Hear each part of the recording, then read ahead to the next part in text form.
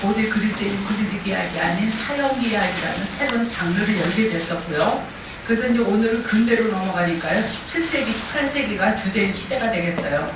17, 18세기의 유럽의 사회적인 배경과 맞물려서 17세기의 그림의 대표적인 것은 바로크 미술이에요. 그러니까 여러분들이 이제 미술관에 가서 그림을 이렇게 감상하실 때도요. 요즘 최근 그림들이 아니라 옛날 그림을 보실 때 바로크 미술의 특징을 보시면은 뉴턴이 만유인력을 발견하고 미분 적분을 착안을 했을 때요. 그 당시 유럽 사회가 강조하던 것은 운동, 에너지, 빛 그런 것이었어요. 그래서 미술에서도 바로크 미술에서는 빛과 어두움과 에너지라든가 순간 변화, 미분의 개념들이 그대로 도입이 돼요. 그러니까 18세기는 로코코 미술이기 때문에 로코코 미술은 또 수학적으로나 성경적으로 연결하는 것들이 별로 없었어요. 그래서 하여튼 이제 강의를 시작하겠습니다.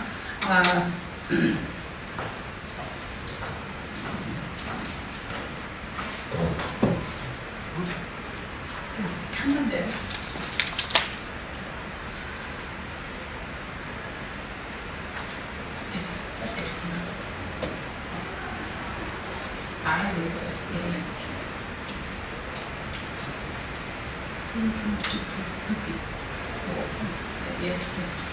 예, 그래서 이제 기하학의 변천이 수학이라는 것은 이제 모르는 사람들은 수학을 그 절대 불변, 변하지 않는 거라고 잘못하시는 분들이 있는데 수학도 시대에 따라서 얼마든지 변하는 거고요. 모습이 드러나기도 했고요. 기하학이 변천이 되는데 이때 고대 그리스에서는 우리가 지난번부터 탐구해오듯이 유클리드 기하학이고요. 여러분들이 초등학교 때부터 공부했던 기하학은 유클리드 기하학이고요. 중고등학교에서도 전부 다 중세 유럽에서는 성직자를 중심으로 사원 수학이라고 하고요. 르네상스 시대는 사형 기하학, 그다음에 근세에 들어와서 이제 저희가 고등학교 수포자를 처음에 우리나라에서 아이들이 갈라지는 것이 초등학교 5학년 때 갈라져요. 문장지 문제에서 수학을 싫어하는 아이들, 좋아하는 아이들이 생기고요. 그 다음에 중학교가 들어가서 문자가 나오면 수학을 싫어하는 애들이 생기기 시작을 하고요. 그 다음에 고등학교 들어가서 미적분에서 이과냐 문과냐 그럼 이제 운명이 바뀌게 돼요. 그래서 공대에 가신 분들은 공업수학을 하면서 미분적분, 도함수, 편미분이라든가 미분 방정식을 많이 하시죠. 그래서 이제 그 미분적분학이 근세에 뉴턴과 오늘 이제 그 주인공이 될 갈릴레이라든가 뉴턴에 의해서 이제 그 근세 수학을 대부분이 만들어지고요. 비유클리드 기하학은 그냥 넘어갈 거고요. 이제 다음번에 우리가 현대에는 위상기하학이라고 하는데 토폴로지라고 하는 새로운 수학이 나오면서 그림에서도 피카소 같은 그림들이 이해가 그동안에 안 되셨다면 위상기하학에 대한 설명을 들으면 이해가 되실 거예요.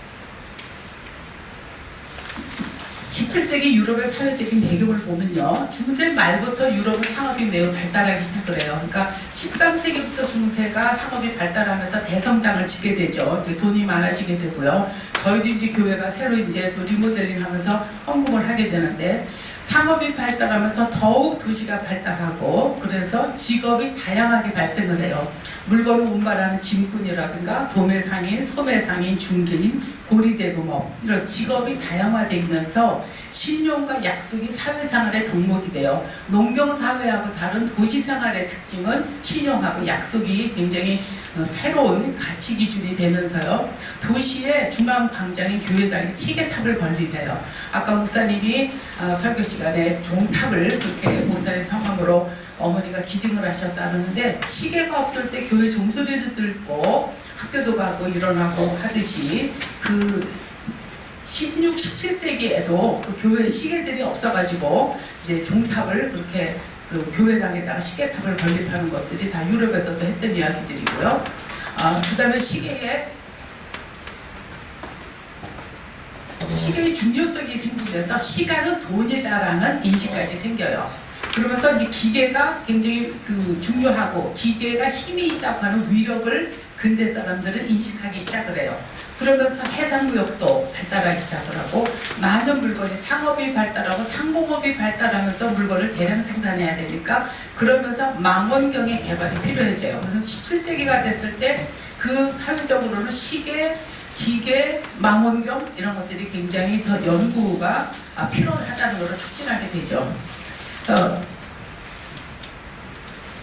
그 다음에 이제 저희가 베드로전서 2장 9절에서 보면은 너희는 택하신 족속이요 왕같은 제사장들이요 거룩한 나라요 그의 소유가 된 백성이니 이는 너희를 어두운 데서 불러내어 그의 기이한 빛에 들어가게 하시기에 아름다운 덕을 선포하게 하심이라 라는 말이 나오는데 1517년에 루터가 종교개혁을 한 다음에 그 영화 루터 영화에서도 독일어 성경을 막 번역하는 장면이 나오죠.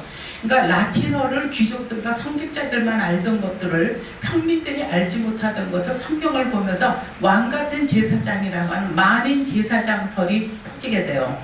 그러면서 이 만인 제사장설이가 대두가 되니까 직업이 이퀄 소명이 돼요. 그래서 콜링이라는 것이 바로 직업이 되면서 이 직업에 대한 개신교의 청지기적인 삶이 산업혁명과 과학혁명을 촉진하는 토대가 돼요. 17, 18세기 유럽의 사회는요. 그래서 근대 정신이 실현돼요. 근대 정신이라고 하는 것은 중세적인 정신은 완전히 그 기독교적인 정신이었고 교회 중심이었고 이제 인본주의 정신이 들어오고 그 다음에 계급이 타파되고 시민들이 권리를 찾게 되고 하는 것이 근대 정신이고요. 인간 생활에 과학이 활용되기 시작을 해요. 산업혁명 후에 이제 간의 수공업이 공장제 수공업으로 되죠. 대량 생산을 하면서 이제 그 공장제 수공업으로 많은 물건들을 만들어내니까 그것을 팔기 위한 식민지 쟁탈전이 만들어지면서 그래서 식민지를 개척하기 위해서 전쟁을 일으키면서 군수공업이 발달해요. 군수공업에서 중요한 것은 광산의 채광이라든가 탄도를 계산해야 되는데 과거에는 총을 쏘거나 포탄을 던졌을 때 직선 운동을 하는 줄 알았어요. 근데 그것이 포물선 운동이라는 것이 발견이 되거든요. 그러니까 포물선 운동을 할 때는 유클리드 기하학으로 해석이 안 돼요. 설명이 안 돼요. 그러니까 새로운 기하학이 옷을 입을 수밖에 없어요. 광산에서 채굴을 하려면 지하수를 퍼올리는 펌프가 필요하고요. 운반을 하려면 도르래가 필요해요. 그래서 이런 펌프와 도르래 같은 이런 평형의 문제가 전부 물리학의 문제이고 수학의 문제이고 그 당시 사회에서 요구하는 문제들이에요. 그래서 역학이 나오기 시작을 하는데 역학이 중요한 이슈가 되는데 바로 이제 17세기, 18세기에 중요한 것은 운동과 변화. 지금은 컴퓨터가 사회를 주도하고 인공지능이 주도하듯이 그 당시 운동과 변화라고 하는 함수 관계를 인식하게 돼요.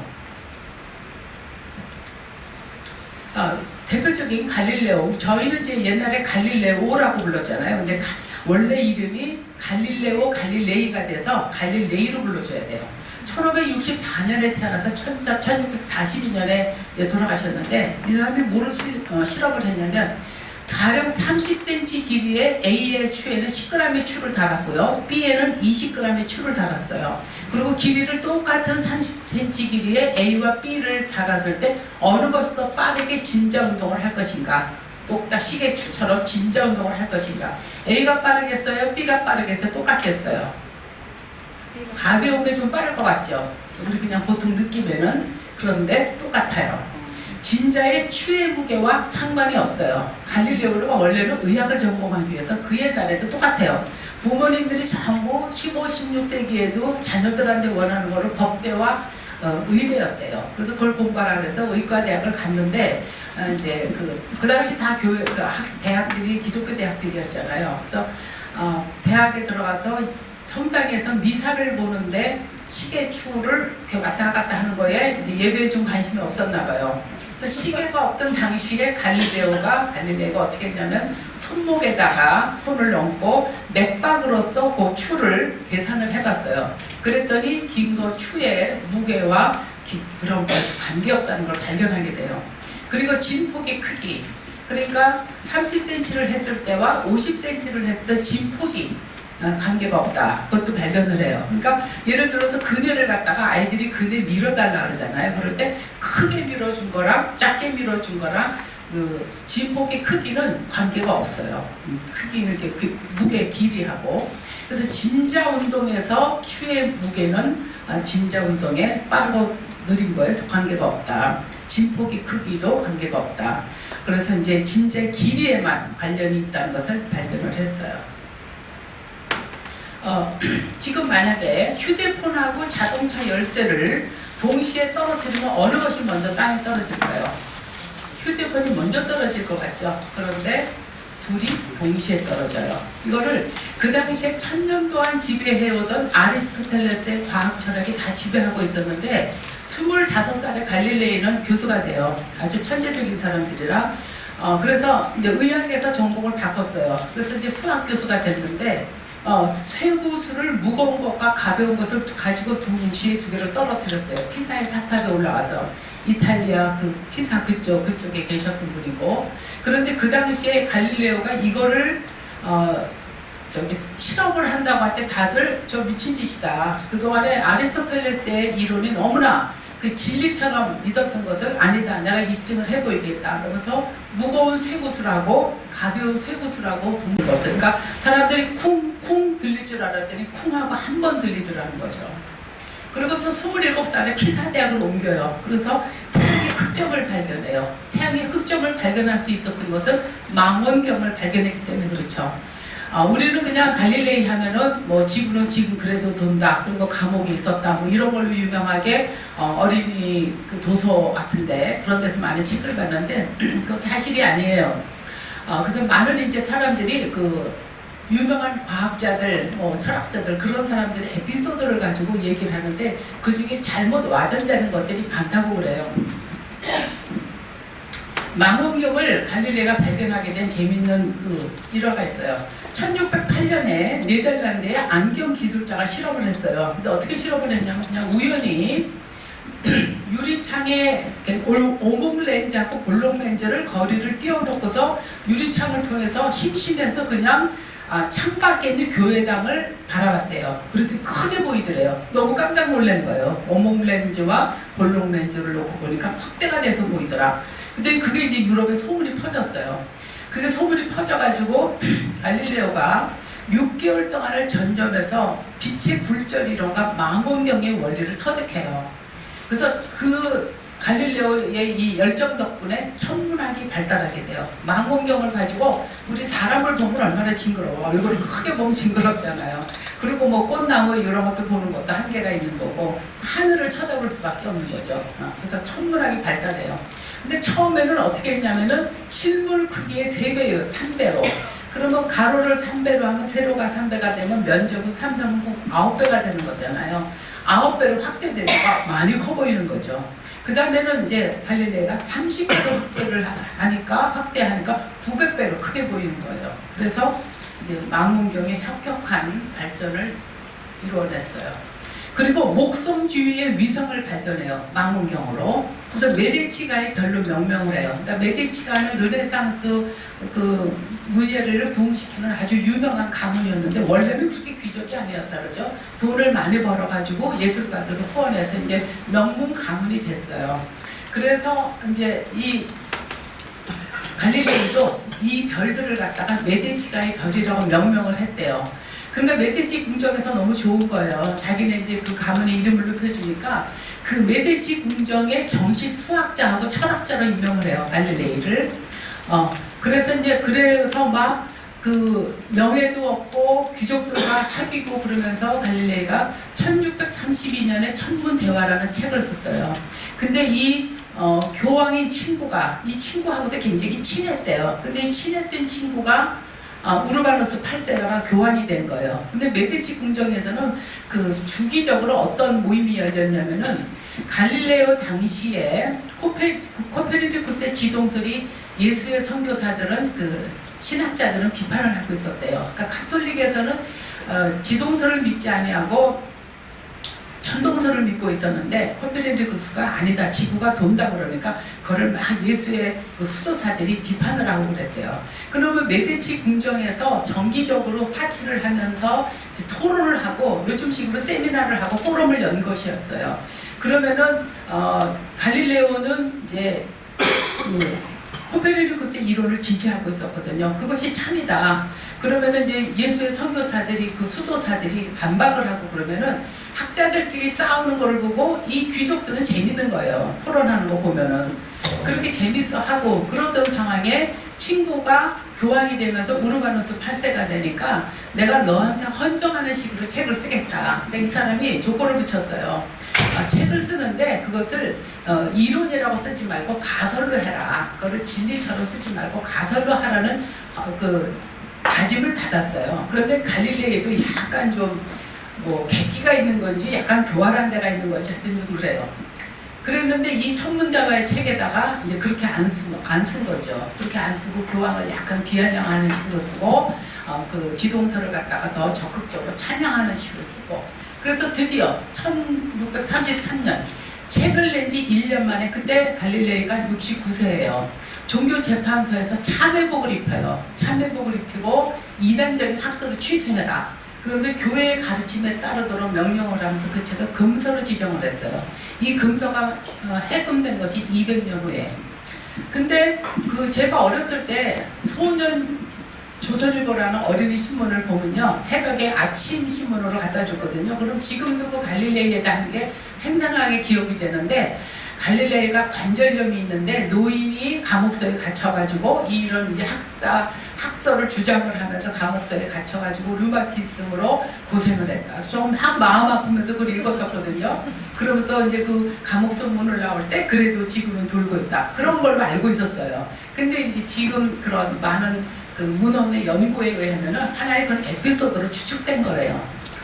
그래서 그런데 실제로 갈릴레이가 감금 생활을 할 때 피렌체 근처에서 지냈는데, 그 당시도 유력한 귀족들하고 많은 사람들하고 지내고, 그 신라권을 쓴 존 밀턴 그런 사람도 갈릴레이를 방문할 정도로 아주 친분이 있었고요.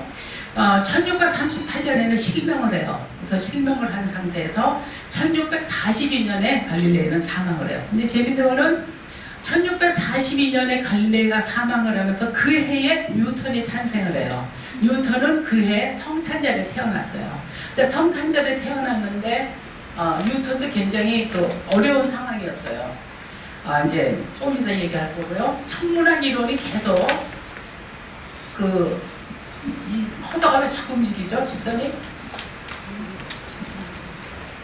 천문학 이론이 계속 나오면서 유럽 사회가 혼란스러웠어요. 왜냐하면 코페르니쿠스가 지동서를 발표하고 갈릴레이가 또 나오고 또 케플러가 나오고 많은 이론들이 자꾸 우왕좌왕했어요. 근데 이거를 하나로 딱 묶어버린 접착제가 중력이에요. 그 중력을 가지고, 중력이라는 것은 뭐냐, 위성과 행성 등 질량을 갖는 모든 물체는 사물을 자기에게로 끌어다니는 힘이다. 그러니까 친구들이 5명이 있을 때 어떤 큰 친구에게 막 친구들이 그 좋아한다든가 그러면 그 친구도 중력이 많은 거랑 마찬가지예요. 근데 유럽 사회에서 재밌는 거는 물리학에서 중력이라는 이론이 나올 때 사회에서는 친화력을 굉장히 연구하고 있었대요. 인간 사회에서 친화력이라는 것이 뭐냐. 그런데 물리학에서는 그때 중력이라는 이론이 동시에 같이 나왔다 그래요. 17세기에 천문학을 음악으로 비유한다면 코페르니쿠스의 지동설은 하나의 서곡이 되겠어요. 그 다음에 갈릴레이라든가 케플러, 데카르트는 철학자이면서도 데카르트도 이 과학에 대한 많은 그 이론을 낸 사람이고요. 각기 다른 악장을 연주했어요. 그러니까 세 사람이 다 다른 악장 내고 하니까 그 과학이 굉장히 혼란스러웠었대요. 그런데 그 과학의 멋진 언어는 수학이다. 뉴턴이 만유인력으로 이제 피날레를 장식한 거예요. 그걸로 다 종교를 해버린 거예요. 17세기 과학은 왜 과학의 세계라고 부르냐면은 5대 발견이 이렇게 엄청난 과학의 발견이 17세기에 이루어졌어요. 그래서 17세기에 인간은 만물의 영장이다 하는 말, 인간의 아주 자만심이 막 높아지는 시기가 그 17세기예요. 과학의 업적 때문에. 그 페르마, 데카르트 해석기학, 그러니까 유클리드 기하학으로는 설명할 수 없는 포물선의 운동이라든가, 그거를 중학교 때 배우는 좌표평면에서 방정식 같은 거, 뭐 y플 x제곱 포물선 그림 그리잖아요. 그런 것들을 하는 해석기학이 창안이 돼요. 페르마는 수학을 취미로 하는 법률가였어요. 근데 엄청난 수학에 파장을 일으킨 공을 세운 사람이고요. 데카르트는 생각한다고로 나는 존재한다. 그 얘기를 한 철학자였고, 뉴턴, 라이프니츠, 미분적분학을 동시에 발견을 하고요. 좀 이따 얘기해 드릴 거고요. 파스칼, 인간은 생각하는 갈대라고 했던 파스칼, 그 다음에 베르누이의 물리학에 나오는 베르누이, 이 사람들이 확률론을 만들어요. 확률론은 그 도박장에서 사실은 시작이 돼요. 이제 돈이 많아지니까 사람들이 뭐 하고 싶어요? 도박하죠? 돈이 많아지면 여행하고 싶고 맛있는 거 먹고 그다음에 도박들을 많이 하나 봐요. 그래서 이제 도박에서 이제 5판을 하는데 3판을 이기고 3판을 하다가 게임이 중단됐어요. 그러면 판도를 냈을 때 어떻게 분배를 해야 될 것인가. 그래서 그거를 갖다가 파스칼에게 물어봐요. 그러니까 파스칼이 나는 이런 상황에서 이렇게 하는 것이 타당하다고 생각한다. 그리고 친구한테 편지를 보내는데 그것이 확률론의 기초가 돼요. 그리고 갈릴레이와 뉴턴의 역학이 만들어지고 뉴턴의 만율력. 우선 뉴턴의 그 위력을 아시겠죠? 뉴턴은 5개의 발견 중에서 3개가 돼요. 1992년에 우리 대전에서 엑스포를 했었어요. 그래서 대전 엑스포를 할 때 한국관, 영국관 막 잘 이렇게 있는데 영국관을 네덜란드는 저는 튜립인가 했더니 그게 아니라 그 레고더라고요. 레고가 그 관을 전체 그 시그니처로 생각을 하는데 영국에 딱 영국관을 들어갔을 때 역시 뉴턴의 사진을 커다랗게 붙여놓고 사과 그림을 붙여놨더라고요. 그만큼 영국은 기초과학도 유명하고 뉴턴의 업적을 최고로 자랑을 하는 국가예요. 그러니까 17세기 근대 수학에서 해석기하라고 하는 것은 과거에는 한 변의 길이가 x면은 가로 세로가 x인 정사각 x제곱이라고 하는 정사각형의 면적이었어요. 그런데 y x제곱이라는 합하고 주니까 포물선이 돼버려요. 그러니까 그 기하학에서 이렇게 이제 해석기하학으로 바뀌게 된 그 시대적인 그 요청이 만들어진 거죠. 자, 미적분학을 발견하게 되는데요. 뉴턴은 영국 사람이고요. 라이프니츠는 독일 사람이에요. 두 분이 다 신실한 크리스찬이었어요. 그래서 뉴턴 같은 사람은 하나님이 창조하신 이 세계를 정말 신실하게 그 과학적인 원리를 찾아내려고 애쓴 사람이고요. 라이프니츠는 중국의 청나라 황제한테 전도를 하기 위해서 가장 좋은 언어가 수학이라고 생각으로 중국까지 방문을 해요. 몇 차례를 방문해요. 그 라이프니츠의 친구가 또 청나라를 간 선교사이기도 했고요. 그 뉴턴은 영국의 런던의 왕립협회를 이제 거기에서 회장을 했고요. 수학을 물리학의 도구로 수학을 연구하는 것은 사실은 물리학을 하는 언어로 생각을 하고 연구하다가 미적분을 발견을 하게 되고요. 자연과학의 언어로 생각을 했고요. 라이프니츠는 수학을 보편 학문이다. 유니버셜한 학문으로 생각을 하고서 철학적으로 사고하고 미적분에 도달을 해요. 한 사람은 과학적인 입장에서 연구를 하고 물리학적인 입장에서, 한 사람은 철학적인 사유에서 생각을 하는데 같은 결과를 만들어내. 그 왜 그럴까요? 그것이 다른 학문에서는 볼 수 없는 상황이거든요. 수학은 그만큼 학문의 핵이에요. 가장 코어에 해당하는 거기 때문에 동시에 같은 이론을 내는데 불행하게도 뭐 영국과 독일은 원래 이때부터도 앙숙이에요. 그래서 라이프니츠의 제자와 뉴턴의 제자들이 얼마나 싸우냐면 200년간을 싸워요. 그러다가 나중에 할 수 이제 다 두 사람의 공동 우승으로. 왜냐하면 서로의 입장이 다르고 뉴턴이 먼저 그 미분 계수라든가 변화율에 대한 개념을 먼저 만들어내는데 논문을 발표하지 않았고, 그 다음에 몇 년 후에 라이프니츠가 발표를 했을 때 그 뉴턴의 제자들이 우리 선생님 거를 훔친 것이 아니냐 그러면서 싸움이 시작이 됐는데 각기 다른 입장이라는 것이 다 이제 발견이 인정이 됐죠. 그래서 라이프니츠는 독일에서 베를린에 왕립과학협회를 창설해요. 그래서 이제 과학이 굉장히 국가의 부국강병하는데 좋은 도구라는 것을 알고 나라마다 뉴턴도 영국에서 이제 왕립협회는 뉴턴이 만들어지는지는 모르겠지만 20년 동안 회장을 하고요. 뉴턴은 평민이었지만 그 자기를 받아서 서 아이작 뉴턴이에요. 평민이었지만 귀족이 돼요. 그리고 라이프니츠는 이제 철학자이면서 그 기호라든가 기호의 마술사라고 불릴 정도로 우리가 F-X라든가 DY-DX 같은 거 그 도함수에서 쓰던 공업사 하시는 분들은 생각날 거예요. 거기서 쓰는 기호들은 전부 라이프니츠가 만든 것들이었어요.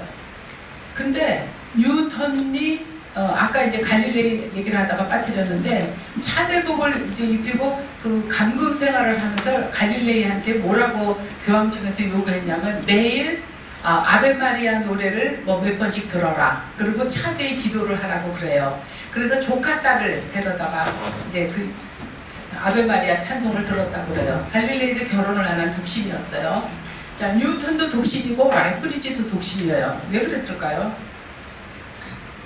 자, 만유인력은 이제 뉴턴에 의해서 발견됐고요. 그 유럽의 패스트가 굉장히 창궐해가지고 유명한 인구가 많이 줄었죠. 3분의 1의 유럽의 인구가 줄었다고 하죠. 그때 뉴턴은 광입자설과 파동설을 동시에 발견해요. 시골에 내려갔다가. 그리고 뉴턴은 그 유복자로 태어났어요. 아버지가 없는 상태에서 미숙아로 태어났는데 외삼촌이 목사였어요. 그래서 엄마는 이제 인근 마을로 또 재혼을 해서 외삼촌 집에서 자라면서 이제 그 천재성이 발견이 돼가지고 그렇게 나중에 공부를 하러 런던으로 갔죠. 그러면서 운동의 3법칙이 이때 나와요. 중학교 때 물상에 나오는 관성의 법칙, 가속도의 법칙, 작용 반작용의 법칙. 요것을 뉴턴이 다 정립을 하죠. 그리고 프린키피아라는 자연철학의 수학적 원리라는 이제 책을 발간을 하는데 무한의 개념. 미적분이 하려면 무한의 개념이 없으면 미적분은 완성이 안 돼요. 이제 중세시대 때 중세 신학자들에 의해서 유대인들에 의해서 무한의 개념이 서서히 연구되기 시작을 하면서 이제 적극적으로 무한이 수학의 학문에 도입이 되면서 미분 접근학이 만들어져요. 미분 그 무한을 개념을 토대로 미적분학이라는 학문을 최초로 소개한 책이 프린키피아예요. 근데 프린키피아라는 책을 80권을 처음에 초판으로 찍었대요. 근데 그 양피지로 해가지고 찍었는데 그 중에서 2016년도에 이제 한 권이 뉴욕 경매장에서 팔렸는데 한국 돈으로 444억. 근데 그 재밌는 일화가 있어요. 그 헨리의 성 있잖아요. 헨리의 성을 발견한 헨리라는 사람이 뉴턴하고 막역한 친구였는데 처음에는 왕립협회에서 이 책을 출판해 주겠다 그러다가 돈이 모자라니까 돈도 대주고 막 그 뉴턴한테 이 좋은 책을 네가 쓰라고 격려도 해주고 원고 교정도 봐주고 이런 그 참 따뜻한 우정이 있었던 이런 일화가 전해지고 있어요. 라이프니츠는 법학을 전공한 사람이고 외교관이에요. 그리고 소화 기호의 마술사라고 할 정도로 우리가 지금 함수라는 얘기 하잖아요. 그 펑션이라는 함수라는 용어를 처음 사용을 했고요.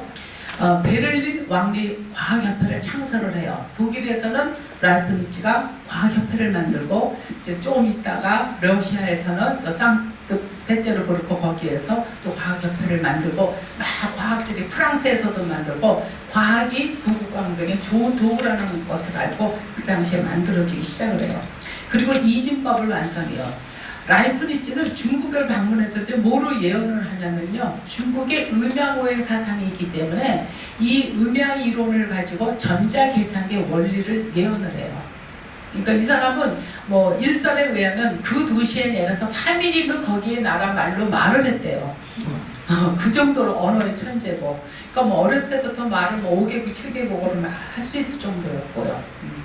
근데 이제 이진법, 그 음과 양의 이론, 그러니까 마이너스의 개념이 유럽에는 없었어요. 근데 중국에는 음과 양의 이론이 있는 것을 간파를 하고서 이진법을 완성해서 지금 컴퓨터의 원리는 0과 1로 되어 있는 거잖아요. 우리가 이제 뭐 주전자, 무선 주전자를 산다든가 전기 스탠드를 산다든가 그러면 0과 1로 다 표시되는 게 다 이제 그 라이프니츠가 처음 생각한 방법을 따라가는 거죠. 자, 파스칼, 데카르트, 갈릴레이, 뉴턴, 라이프니츠, 현대 화학의 아버지라고 하는 보일, 물리학자 후크동 이런 사람들 공통점 무엇일까요? 이 사람들 공통점 전부 독신이에요. 그리고 이 천재 과학자들이 독신으로 산 이유가 뭘까요? 영국의 왕립협회 초기의 대부분 회원들이 자발적으로 결혼하지 않고 정주를 지키고 살 것을 맹세했대요. 그러니까 저희 여자들이 생각하기에는 좀 괴짜 천재들이라서 여자들이 싫어했나 보다. 맨날 연구만 하고. 아니면은 저 사람들도 매력 없을 뿐만 아니라 저 사람들도 여자들을 안 좋아했나 보다. 그렇게 생각을 했었어요. 뉴턴 같은 경우에는 막 논문을 쓸 때 세수도 안 하고 막 머리도 감지 않고 지저분했대요. 그러니까 우리가 뉴턴 사진 보면은 머리를 막 길게 가발을 그 당시에 왜 그 모차르트 아마데스 영화를 본다든가 그 17, 18세기의 헤어스타일이 남자들도 왜 긴 머리를 장발 그게 다 가발이잖아요.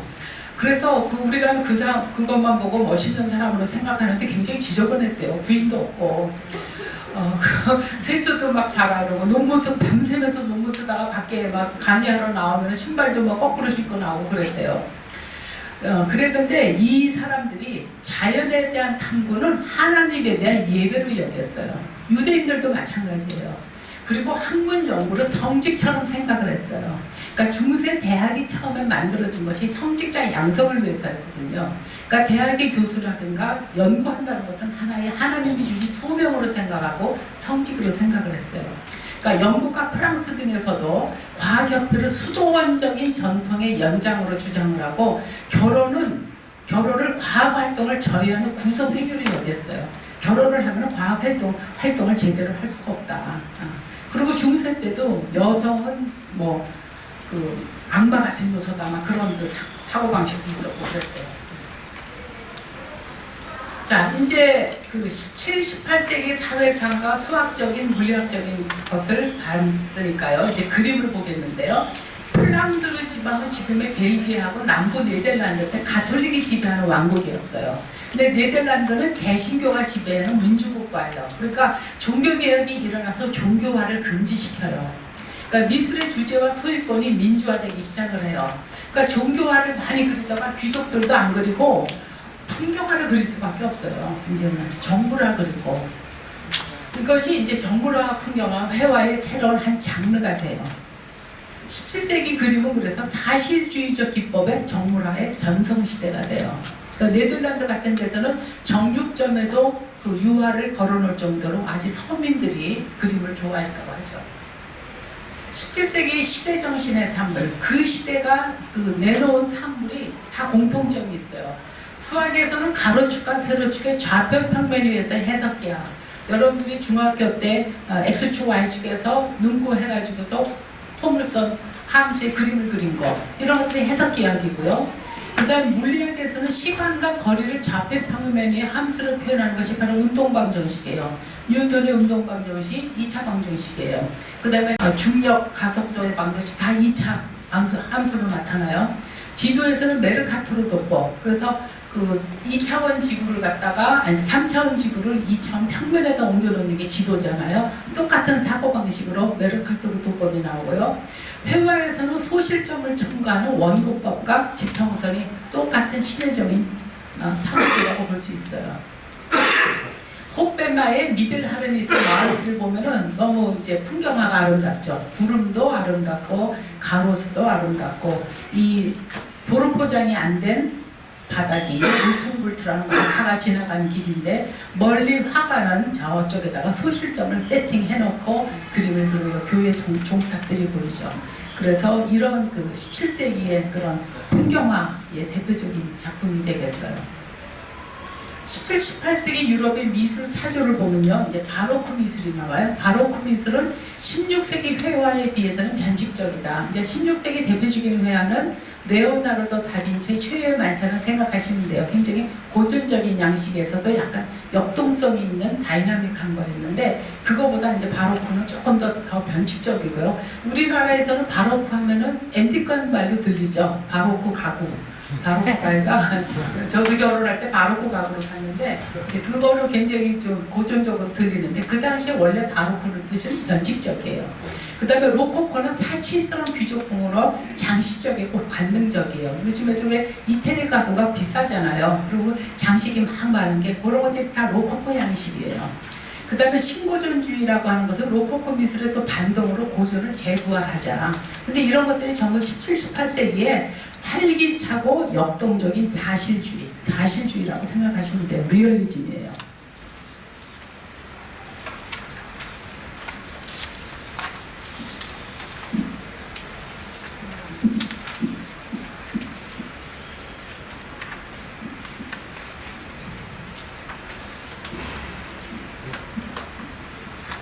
(16세기에) 브레겔의 바벨탑이라고 하는 그림을 보면요, 여기 지금 많은 사람들이 있고 그 바벨탑을 이런 식으로 묘사를 했어요. 근데 16세기가 그 소실점을 굉장히 완벽하게 사용하던 시대잖아요.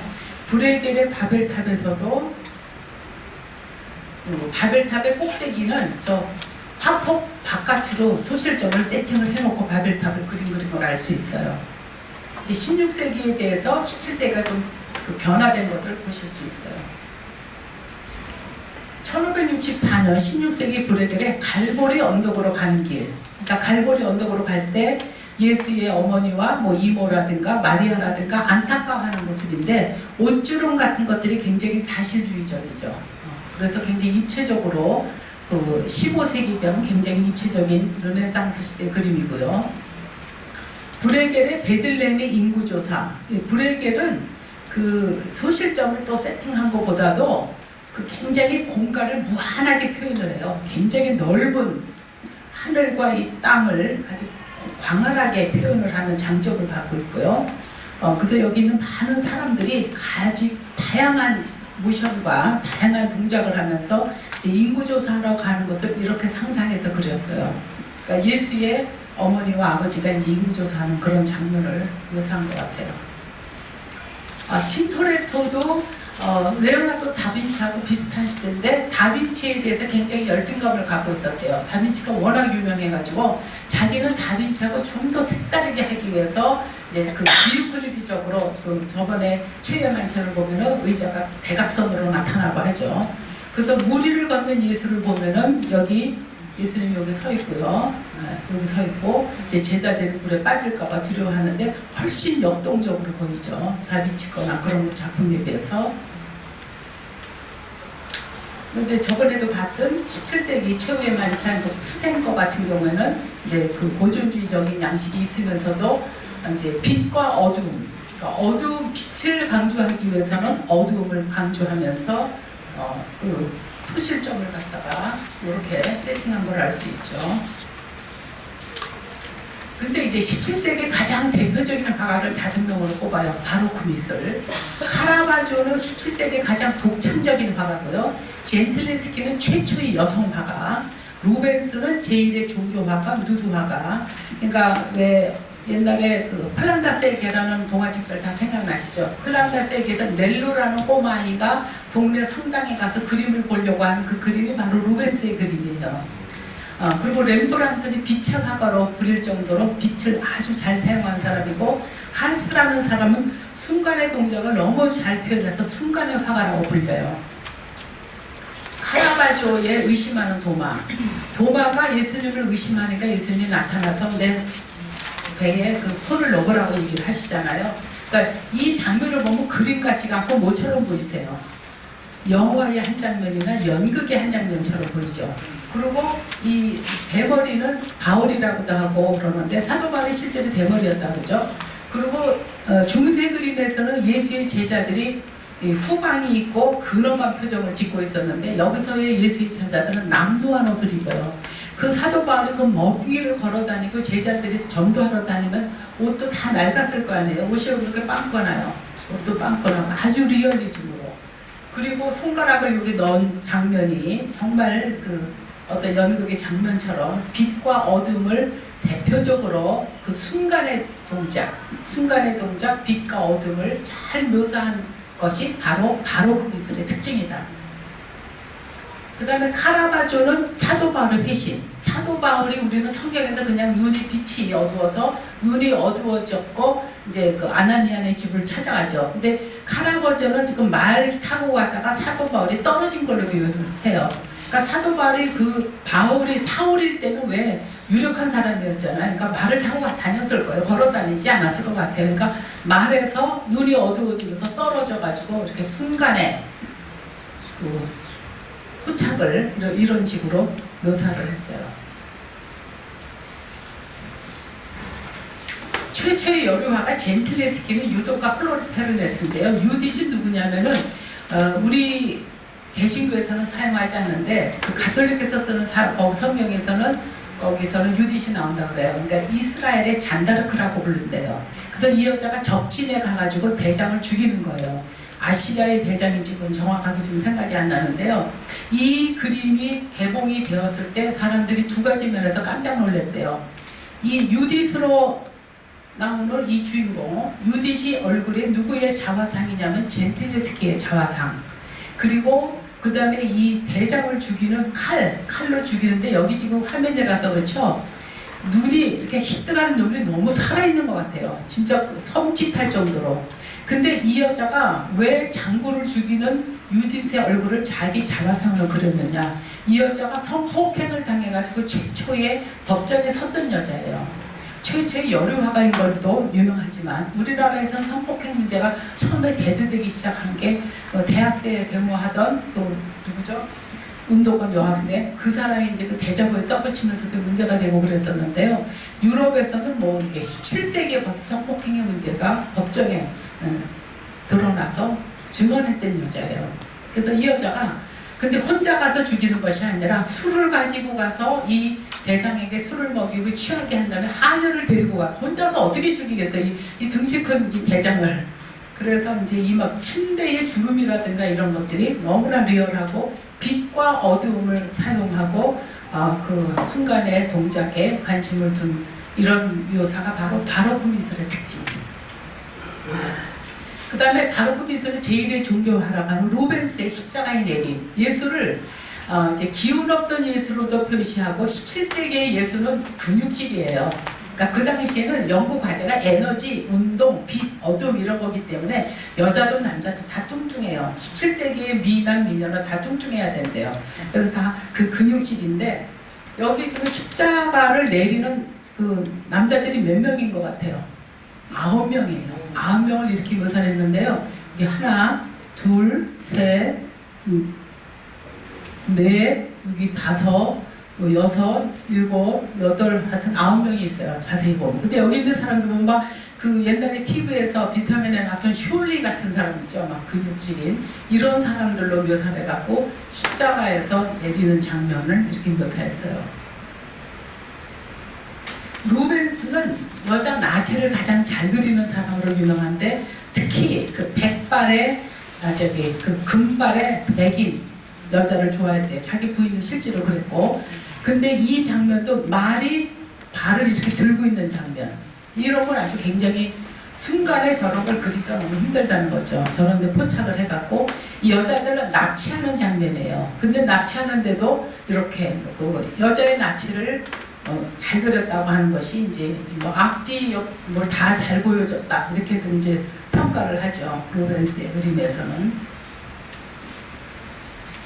빛의 화가 렘브란트의 야간 순찰대인데요. 1642년에 이걸 보면은 그냥 연극의 장면 같죠. 여기 지금 대장과 부관이 이제 같이 앞으로 걸어 나오고 있고 여기 어떤 아가씨도 있고 사람들이 이렇게 있어요. 근데 이게 사실은 그룹 초상화예요.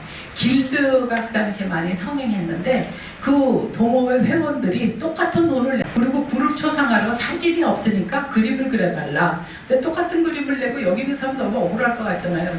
얼굴이 조금밖에 안 보이는 사람들. 그래서 초상화를 이렇게 그렸다는 것 자체가 너무 도발적이지 않아요? 이런 것들이 벌써 17세기의 사회 현상. 빛을 가장 잘 사용한 사람이라고 빛의 화가라고 불러요. 렘브란트의 돌아온 탕자. 돌아온 탕자에서 보면 약간 이제 원국법이 좀 무시되기 시작을 해요. 이 아버지의 손을 보세요. 손을 보면 오른손은 보통 손이고 왼손이 커요. 오른손은 어머니 같은 자애로운 손을 묘사하고 왼손을 아버지의 손. 그래서 좀 엄숙하고 아버지 말을 듣지 않고 밖에서 방탕한 생활을 했던 자녀에 대한 어떤 징계의 그런 의미도 담고 있고 이 탕자의 신발을 보세요. 신발도 여기는 신고 있고 여기는 벗겨진 아주 그 남루한 모습을 이렇게 리얼하게 묘사하고 있어요. 그 러시아의 상트페테르부르크의 그 에미타주 박물관에서는 이 그림이 완전 시그널처예요. 한스는 순간의 화가라고 부르는데 즐거운 토플하는 사람이거든요. 이 사람 잘 보세요. 그 입이 촉촉하게 말을 하는 것 같지 않아요? 말하는 손도 막 이렇게 움직이는 것 같지 않고 이거를 아마 실제로 걸어가서 보면 더 그럴 거예요. 우리가 지금 화면으로 보는데도 그렇게 느껴지는데 그래서 순간의 화가라고 그러니까 바로크 미술의 특징들을 나타내는 아주 대표적인 화가들이에요. 반다이크는 사냥 중에 찰스 1세 이거는 초상화래요. 영국의 왕 찰스 1세의 초상화. 초상화 이렇게 그리지 않잖아요. 보통 우리가 알고 있는 초상화는 정면으로 그리든가 옆면으로 그리든가 뭐 서 있든가. 근데 이 사람은 지금 말을 타고 가다가 무슨 스냅 사진 같죠. 아직 카메라가 안 나왔던 시절이에요. 그리고 여기 시종도 보이고 요 순간에 포즈를 가지고 자기의 초상화를 그리게 한다는 것 자체가 굉장히 17세기적인 사고방식이죠. 자, 르네상스 미술과 이 바로크 미술, 17세기 이런 미술들을 좀 비교를 해본다면 르네상스 미술이 합리적이라면 굉장히 감정적이고 정적이라면 역동적이고 원근법을 강조했다면 명암을 강조했고 귀족을 위한 미술이라면 시민을 위한 미술 이런 식으로 변모했다 하는 걸 알 수 있어요. 이제 요거는 18세기니까 지금 로코코 미술이에요. 근데 로코코는 아까 관능적이고 사치스럽고 뭐 좀 퇴폐적이고 막 그랬죠. 이 그림 보면 뭐 괜찮은 것 같죠. 퇴폐적이지 않는 것 같네. 그네 타는 것 같네. 근데 나무도 너무 아름답고. 근데 이게 굉장히 퇴폐적인 이유가 이 귀족이 루이 16세의 신하인 쌍주리앙 남작이에요. 근데 이 남작이 이어져서 그네 타기 하는 거예요. 그 당시 귀족들의 놀이가 귀족 타기였대요. 우리나라에서 이제 골프가 도나게나 다 하는 놀이가 됐지만 얼마 전만 해도 귀족들이 많이 하는 상류층에서 하던 운동이듯이 이 당시에 이제 그네 타기를 많이 했는데 이 그네 타기를 할 때 여기 보이세요? 좀 어둡지만 그네를 밀어주는 남자가 있어요. 밀어주는 남자가 남편, 이 귀족은 애인. 그래서 로코코 미술이 굉장히 퇴폐적이라고 하는 말이 근데 이제 왜 퇴폐적인 걸 제가 넣느냐, 저는 거기에 관심 있는 거 아니고 이 그네 타면서 슬리퍼가 공중에 뜬 상태, 공중에 뜬 것이 저거 순간 변화율이다. 그래서 17, 18세기에 수학적인 사고방식이 그대로 그림에 표현된다. 저는 그렇게 생각하죠. 블레이크라고 하는 사람은 굉장히 그 성경적인 그림을 많이 그렸는데 신비주의적이에요. 태고의 날 또는 옛적부터 항상 계시니 하나님이 천지창조를 할 때 뭘 갖고 천지창조를 하세요 지금? 콤파스 갖고 과학적으로 수학적으로 창조를 했다는 거예요. 그러니까 과학의 시대예요. 그래서 하나님이 천지창조도 과학적으로 했다는 거를 묘사하고 있어요. 블레이크는 영국 화가죠. 신비주의적인 종교화라고 불러요. 이 블레이크는 아담과 하와를 이렇게 묘사했어요. 판화를 많이 했기 때문에 이건 좀 판화 같아요. 그리고 하와가 여기 뱀한테 유혹받는 것까지 동시에 이렇게 그림을 그렸고, 그래서 이 사람은 욥의 시험이라든가 많은 걸, 윌리엄 블레이크는 뉴턴을 그림을 이렇게 그려요.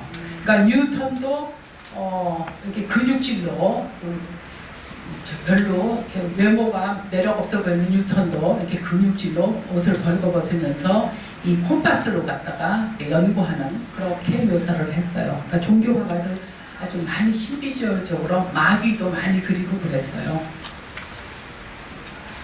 그 다음에 이제 그 미적분에서 무한사상이 나타나듯이 미술에서도 무한사상을 표현하고 싶을 거 아니에요. 무한사상이 나타나기 시작해요. 르네상스 시대에는 원근법에서 투시화법에서 소실점이 바로 직선의 무한원점이었죠. 근데 18세기 들어오면 피라네시가 무한을 환상적으로 리얼하게 로마의 유적과 건축물로 판화를 표현해요. 무한을 어떻게 화가들이 표현할까요? 참 이 중간 단계 고민인 거예요. 이제 다음 시간에 볼 애쉬하고 마그리트의 작품을 보면은 무한을 관념적으로 판화와 그림으로 표현하는 초현실주의가 나타나요. 피라네시의 작품을 보면은 동판으로 만들었는데 둥근 탑, 이 탑을 어떻게 올라갈 것 같아요? 어디서 올라갈지, 계단에 올라가면 계속 반복되면서 막 그 미로가 돼가지고 반복되는 공간 같죠. 그러니까 건물 속에서 계단으로 올라가면서 한두 끝도 없이 회전되고 반복되는 것을 무한의 개념으로 묘사한 거예요. 고딕 아치라고 하는 작품인데 여기서도 막 그 계단에서 이런 장애물들이 있고 여기 한번 들어가면 죽을 때까지 못 나올 것 같은 그런 미로 같은 그런 식으로 표현을 해요. 프리드리라고 하는 사람은 해변의 수도승이라는 걸 이렇게 그림을 그려요. 여기 지금 광활한 하늘이 있고 해변이 있고 여기 지금 사람이에요. 조그만 사람이 수도승. 그래서 그 광활한 거와 그 숭고한 거의 그런 것을 갖다가 이제 무한한, 인간이 무한을 묘사하는 것 중에 하나가 이제 이런 식으로 묘사를 하죠. 뉴먼이라는 사람은 1950년대가 되니까 벌써 무한을 이렇게 묘사하기 시작을 해요. 무한한 대상의 숭고미를 현시했다. 영웅적이고 숭고한 사람. 빨간 직사각형에다가 하얀 줄 거놓고 영웅적이고 숭고한 사람이래요. 그러니까 숭고라는 단어는 무슨 뜻이냐면은 절대적인 공간 앞에서 나의 왜소함을 느낄 때 그냥 숭고를 느낀대요. 그러니까 뭐 우리가 지금 여행을 갔을 때 그랜드 캐년 같은 데 가면 진짜 숭고함을 느끼잖아요. 너무나 절벽이 높고 너무 공간이 넓고, 그래서 그렇게 나의 인간의 존재에 비해서 너무 넓은 공간, 너무 깊은 공간, 이런 것 앞에서 느끼는 감정이 바로 숭고다. 근데 이제 그 숭고를 묘사하기 위해서 그 원주에 있는 산미술관이라든가 제주도에 있는 본태미술관 같은 데 가보면은 무한을 묘사하기 위해서 현대 작가들은 불빛을 가지고 묘사해주고 이제 그 유한한 공간 속에서 색깔, 조명을 가지고 무한을 묘사해주는데, 이 사람들이 이제 그런 거 전기를 사용할 수 없을 때니까 이렇게 직사각형 화폭에 그냥 직선으로 묘사를 하면서 숭고하다고 표현을 해요. 예. 그래서 미의 수학과 수학의 미는 이미 나눌 수 없다. 슈펜글러의 이야기를 마지막으로 강의를 마치겠습니다.